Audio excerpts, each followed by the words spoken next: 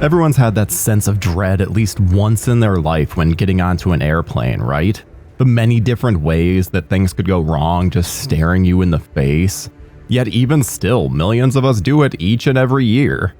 It's almost like they haven't seen a certain 2000s horror film where it shows just how wrong air travel can go. So join us as we take a look at what happened to Final Destination. In death, there are no accidents, no coincidences, no mishaps, and no escapes. In the 90s, James Wong and Glenn Morgan were mostly known as X-Files writers. They'd had several successful episodes of the series, but were hoping to break out into more of their own work. Young screenwriter Jeffrey Reddick was also hoping to break into the industry, and was told to write a spec script for a popular TV show, and X-Files it was. Reddick had been inspired by the story of a woman being told to switch her flight due to her mother's bad feeling, only for the original flight to crash. This set Reddick's imagination on fire and resulted in a fun spec script. Unfortunately, the script never made it to the offices of the X-Files, but a friend of Reddick's told him to expand the story into a full-length feature. This script would eventually become Final Destination. But it doesn't end there. New Line Cinema bought the script and had Reddick do another draft. The studio liked the story enough to send it out to various directors to see if any connected with the material. The script came across Wong and Morgan's desk, and they were very interested. However, they wanted to do a full rewrite and direct the feature themselves. This is a message or something, Claire. Or someone hinting at a design. The characters began as young adults, but with the success of movies like Scream, the studio wanted a full-blown teen cast. Teen for Hollywood, that is. So they looked to popular actors at the time that could pull off the high school look. Originally written as Fat Teenager, Sean William Scott took on the role of Billy Hitchcock. This would see him in a much nerdier facade than he was known for from his massive role as Steven Stifler in American Pie. Ali Larter was fresh off of the success of Varsity Blues and took on a role considerably different from the one that she had there. But she pulls off the quiet, weird girl quite well. Glenn Morgan also cast his wife Kristen Cloak as the teacher, Mrs. Luton. Finally, the role of Alex Browning was cast with Devon Sawa. With Alex being such an important character to the story, he took the longest for the filmmakers to find. In fact, it wasn't even Sawa's audition that impressed them. Instead, it was his performance in the film Idle Hands. After viewing the movie, Sawa had the job in the bag. Live casts were done for nearly all of the main actors. And you'll notice some familiarity when it comes to some of the characters' names. Billy Hitchcock is named after famed horror director Alfred Hitchcock. Terry Chaney was a reference to Lon Chaney. Agent Schreck was named for Max Schreck, who famously played Nosferatu. Even the lead, Alex Browning, was named for horror director Todd Browning, with his best friend taking on the name Todd. Just take a look at the character list and you'll see plenty of Easter eggs. What exactly is Final Destination about? Well, a high school French class is going to Paris for their class trip, but Alex Browning has a premonition that the plane is going to crash. While he's able to save several people, the crash still happens. And we soon learn that you can't escape death, as it comes after those who got off the flight and kills them in increasingly horrific ways. Filming took place mostly on Vancouver Island in Canada, with the Vancouver International Airport standing in for JFK. Funnily enough, they even had to shoot this scene from this angle, because if you turn the camera, there was a massive Canadian flag that the airport refused to take down. The production went anything but smoothly, with many cast members filming other projects during the same time. Kerr Smith was a regular on Dawson's Creek, and Devon Sawa had a role in the Bill Pullman movie The Guilty. So getting all cast members in one place, especially for scenes where they all had to be together, proved rather difficult.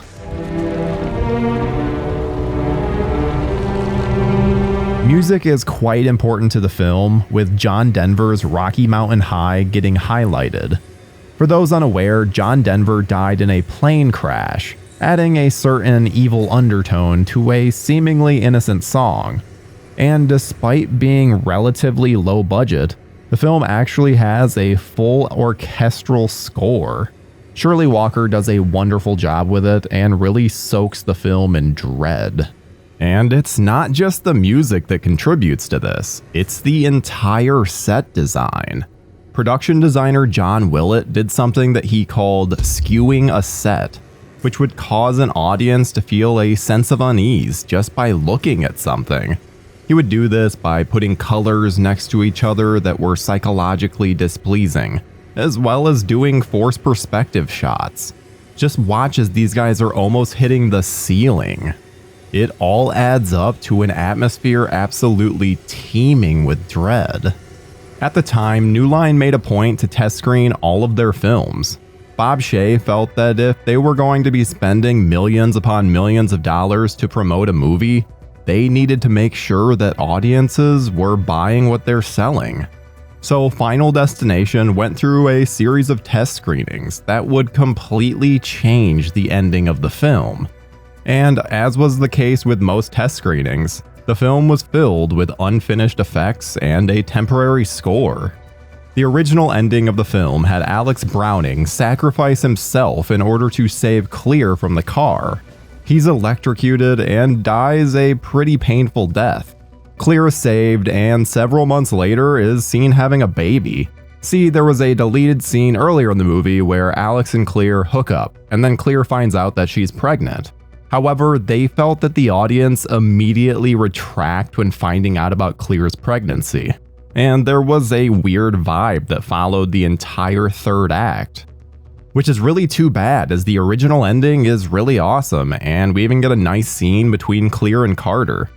But Alex's death destroyed the mood of the film and completely lost audiences. So they went back and changed it. Instead, Alex, Clear, and Carter have conquered their fear of flying and made it to Paris to celebrate, well, living. There we see that their plan to escape death didn't quite work out so well, and Carter unfortunately gets the brunt of it.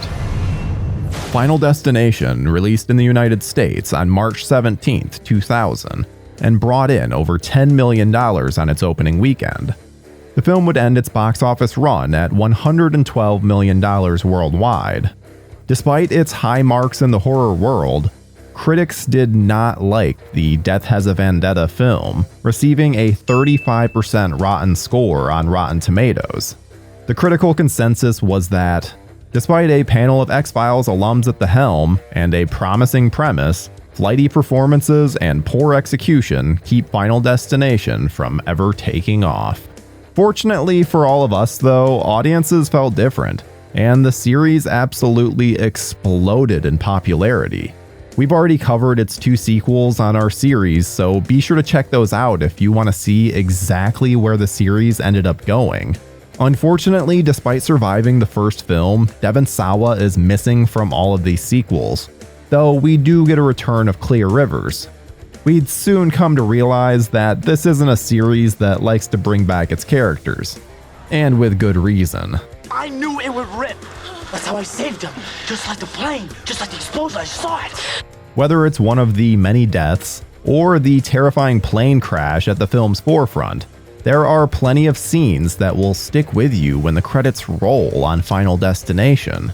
And the brilliance of the film is that, whatever that may be, it's a moment that will come back to you over and over again, because this isn't some mad psychopath who wants to kill his sister with a butcher knife. This is death, and death comes for us all. I will not let this plane crash be the most important thing in my life! I'm moving on, Carter. And if you want to waste your life beating the shit out of Alex every time you see him, then you can just drop fucking dead.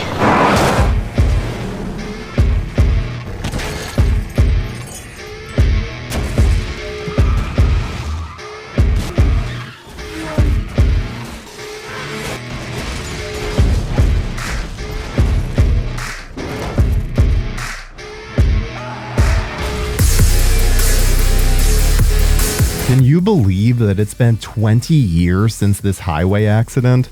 I don't know about you, but I can still feel it in my bones whenever getting onto a freeway. And driving behind a logging truck? Forget about it.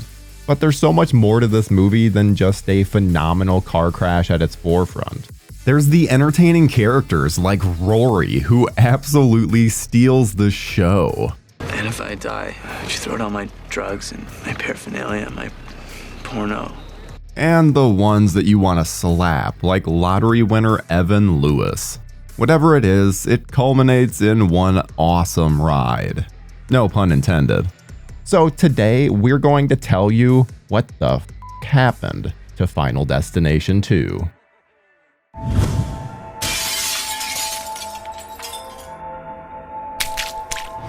The first Final Destination was a relative hit when it released in 2000. The plane crash was a thing of nightmares and came to us from James Wong, Glenn Morgan, and Jeffrey Reddick. Originally planned as an X-Files episode, this Death Has a Vendetta film showed a litany of possibilities for any sequel. I mean, hell, death can come for you in so many ways. But unfortunately, James Wong and Glenn Morgan were unable to return as they had already signed on to the Jet Li action film The One. So instead, Jeffrey Reddick set out to come up with a story idea for the sequel. Despite only having directed Homeward Bound 2: Lost in San Francisco, David R. Ellis was hired as a director.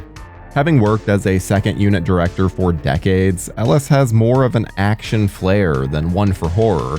Because of this, the movie has a little more kinetic energy than the original, and feels considerably more like popcorn fun.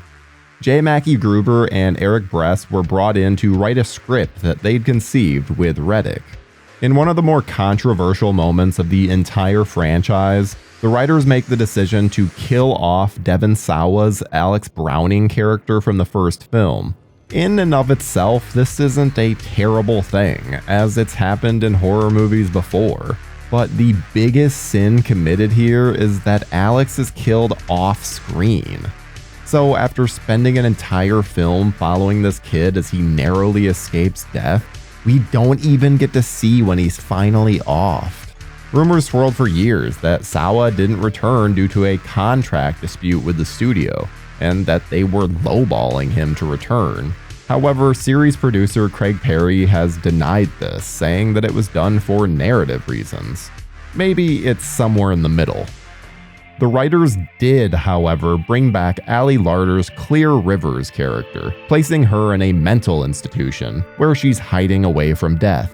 Given the arc her character goes on in the first film, this feels like a bit of a step back for her. For the lead, they decided to go the final girl route and cast AJ Cook as Kimberly Corman. Cook was relatively unknown at the time, but you may recognize her nowadays because she's been on that CBS show Criminal Minds for over 300 episodes. So I think she's doing pretty well for herself. Funnily enough, Cook is actually a natural blonde. Worried that audiences would have trouble distinguishing between the two blondes on screen, Cook was asked to dye her hair brown. Ah, the early 2000s. A time where you couldn't have two blondes in your movie out of fear of confusion. Good times. And it's even funnier when you realize that Ali Larter's character was already brown-haired in the first film. Just keep her as a brown-haired girl. This girl is really freaked out. In fact, all of them are scared, as you can imagine. Scared? These people are the luckiest sons of bitches on the planet. Michael Landis, Terrence C. Carson, Keegan Connor Tracy, and Jonathan Cherry round out the rest of the cast of survivors. Finally, Tony Todd returned to his role as the ominous morgue technician. The story was a simple one. Kimberly and her friends are off on a weekend getaway, but she has a vision of a gnarly car crash. She's thankfully able to stop it and save several people, but unfortunately her friends aren't so lucky. Convinced that death will come for them, they all team up to try and stop it. Thankfully, they have the events of the previous film to help convince the characters quickly that yes, this is really happening. It's pretty by the numbers, but the characters are really fun, and they introduce a whole concept of death trying to rectify some past mistakes. See, each of these people were present during events in the first film, and had their own little mini avoiding death moment. It didn't just change our lives. It affected everyone and everything we've come into contact with since. So death is trying to make up for it. Yeah, don't think too hard on the logistics for this one, because then you're going to be questioning, how was death able to get all of these people on this on-ramp? But again, you don't want to think too hard on this. With a budget of $26 million, filming for Final Destination 2 took place on Vancouver Island and surrounding areas. So if there's times that you think this looks like a CW show, that's why. The notorious highway scene was filmed on the British Columbia Highway 19, where they shut down sections for filming. Surprisingly, most of the elements in the crash are practical. While there are CGI enhancements, mostly with fire, the crashes are all very real, which is why it's so impactful 20 years later. In fact, one of the largest elements of CGI in this crash were the logs falling off the truck, as the production learned quite quickly that real logs only bounce about an inch off the ground even when they're dropped from large heights. So CGI was really the only way to do it. Even getting away from the opening highway scene, the deaths in Final Destination 2 are some of the best of the entire series. From the entire apartment fire sequence to this domino effect after the accident, there's so many that will stick with you long after the credits roll. Life casts were done on all of the actors, which allows for many practical moments that likely would have just been entirely CGI these days. Even the scene with Tim getting completely smashed by a pane of glass was done practically.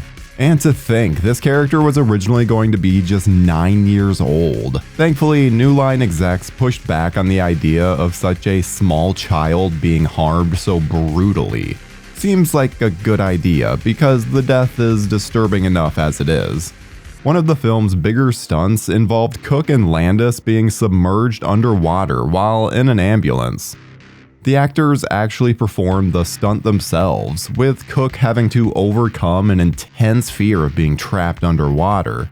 They made it through though, and the scene went off without a hitch. There's also a pretty funny ending tag where it's revealed that Brian Gibbons, the boy that Rory saved from getting hit by the truck earlier, is now on Death's list, and Death needs to do a little bit of cleanup. And fans of Shameless may recognize little Brian. It was like I was there. I knew something bad was gonna happen even before it did. It just felt wrong, just like... Just like what? You guys all heard about Flight 180, right? The kid who got off the plane. What happened a year ago today? Final Destination 2 released in the United States on January 31st, 2003, and earned over $16 million on its opening weekend. The film ended its worldwide tally at over $90 million. While this would be the lowest total of the entire franchise, this was still a massive hit. Like many horror films, critics weren't quite a fan, earning a 48% rating on Rotten Tomatoes. The consensus was that this sequel is little more than an excuse to stage elaborate, gory scenes of characters getting killed off. Yes, you are right, critics, and they are glorious. The franchise was healthy enough to spawn 3 more sequels, with a 6th film announced from Jeffrey Reddick.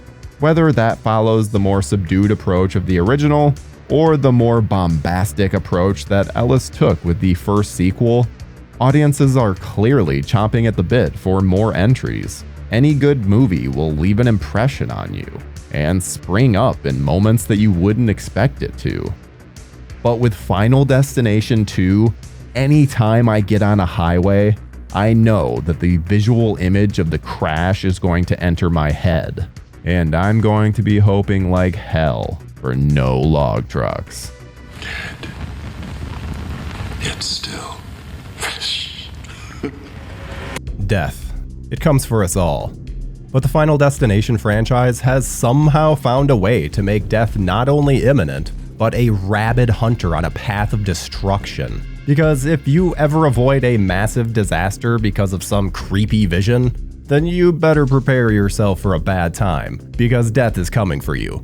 Premonitions will only save you for so long. So join us as we cover the third entry in the death-defying series and tell you what the f*** happened to Final Destination 3.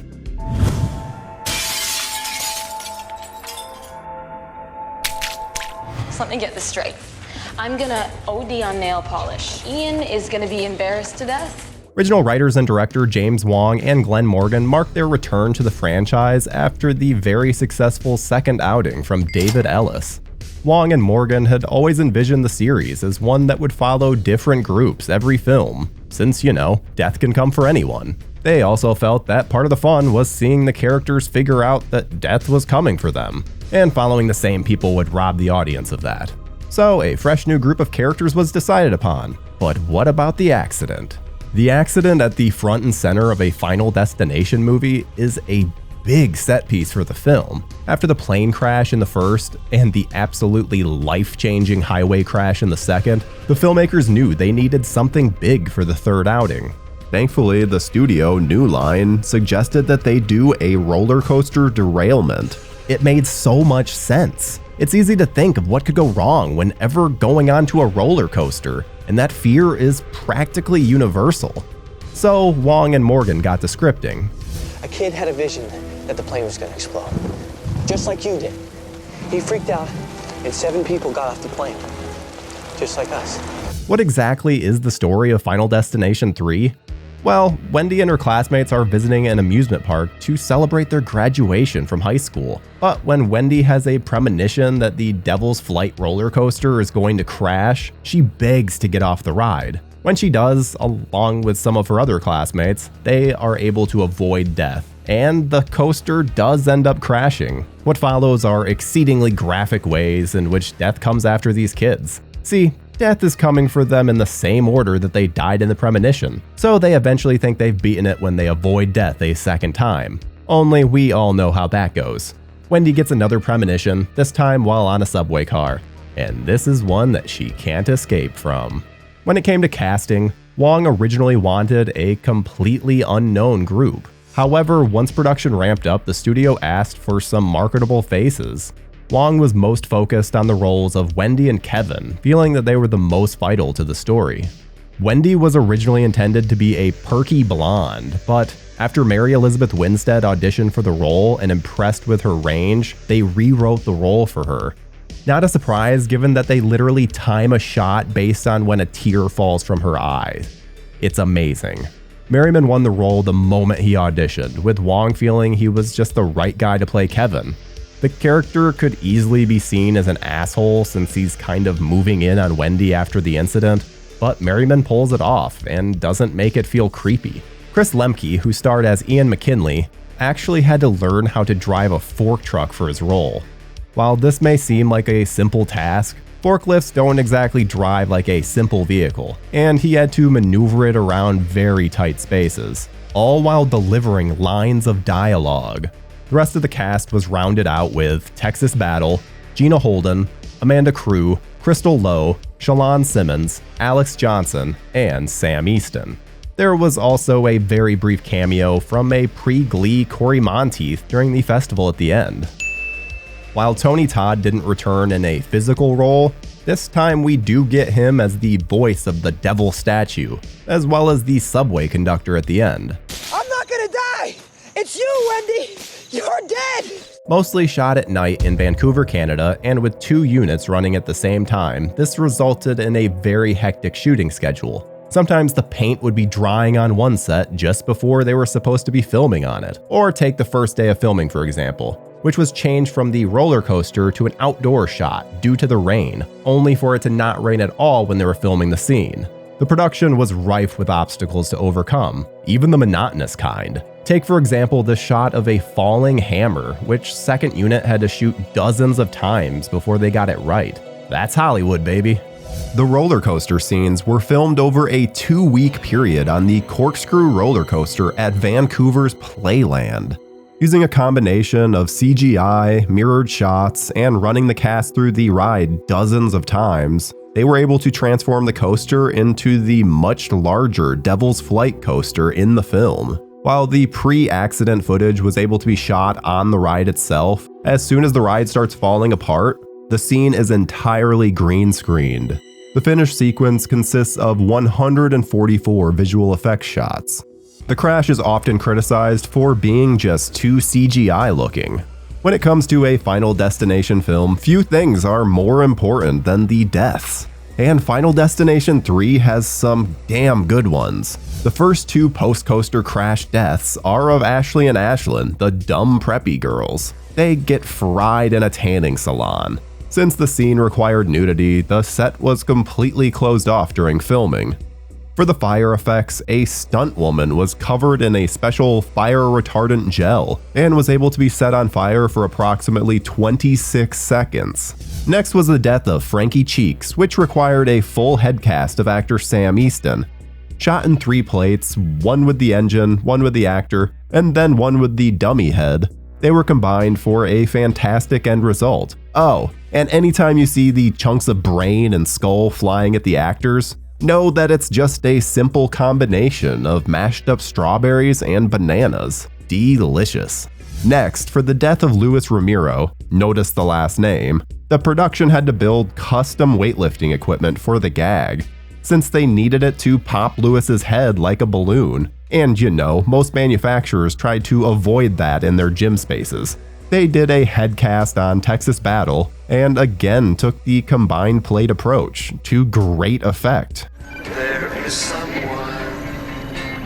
walking behind you. Music continued to play a big role in the series, with the Vogue's Turn Around Look at Me being used to wonderful effect. Love Roller Coaster by Ohio Players also features significantly during the tanning bed death, in a bit of twisted irony. People around the world, join hands. Oddly enough, there's actually a cover of the song Love Train by Tommy Lee that plays over the end credits, but the song has never been physically released. Initially, the film ended right after Ian's death, with Wendy, Kevin, and her sister Julie all walking away unscathed. But test audiences didn't react kindly and felt they'd seen it all before. But you know what they hadn't seen before? Another accident, this time with the heroes unable to avoid it. So Morgan and Wong got to work coming up with another ending. But when writing the new subway ending, they also decided to ramp up Ian's death. While he was originally crushed by the large equipment, his body wasn't shown. So they instead decided to make it considerably gorier. The end result, which we can't really show you here, is truly glorious. As for the subway scene itself, they built a miniature of the rail system and crashed it. It provides one of the bigger thrills of the series as the film begins and ends on a massive crash. Oh shit. Not again. Final Destination 3 released in the United States on February 10th, 2006 and brought in nearly $20 million on its opening weekend. The film ended its worldwide run at $117 million, continuing the franchise's box office success. But fans of the franchise were mixed on this entry, thinking they were receiving more of the same. It received a 43% rotten rating at Rotten Tomatoes and was summed up as being gory and pointless. The home video release is actually one of the more impressive, featuring a full-blown 90-minute making-of featurette called Kill Shot, Making Final Destination 3. This is a day-to-day breakdown of the entire filming process and an absolute must for fans of the film, or just fans of film in general. There's also a documentary called Dead Teenager Movie, a term coined by late critic Roger Ebert, which breaks down the film with a more cultural impact approach. There's also a very fun Choose Your Fate mode, where you can watch the film and get several different choose your own adventure style choices. Seriously, if you like this movie, make sure you're checking out this release. The Final Destination series continued on with 2 more films, and another currently in development for HBO Max. While we've yet to get any concrete information on the new one, fans are already chomping at the bit for more in the series. Between all of the creative deaths and fun characters, I can't think of a modern series I'd want a resurgence of more. because there's nothing quite like getting on a roller coaster, and scenes from Final Destination 3 start entering your head.